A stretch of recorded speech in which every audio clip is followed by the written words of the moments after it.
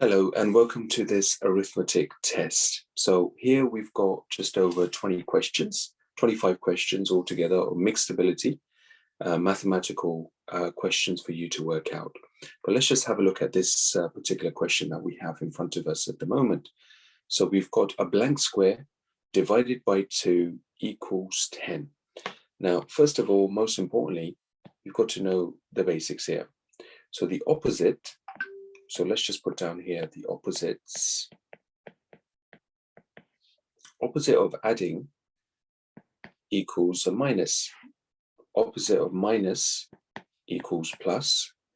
And opposite of times equals divide.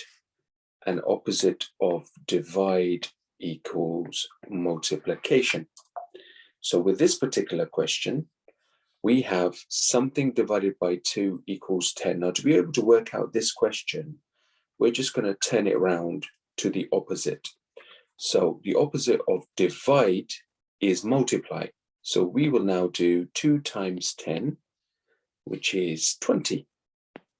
So now, if we look at this question here, 20 divided by 2 equals 10, and it works. And let me show you how. So 1, 2, 3, 4, 5, 6, 7, 8, 9, 10, 11, 12, 13, 14, 15, 16, 17, 18, 19, and 20. So we've got 20 circles there. Now with 20 circles, we are going to divide by 2.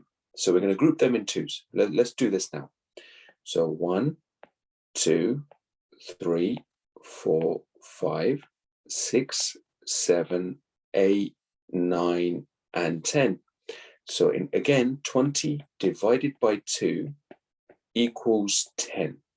So in this case, because we've got the blank at the beginning, we'll just work out the opposite of division, which is multiplication, and trying to get our answer that way. You don't have to use this technique. By all means, feel free.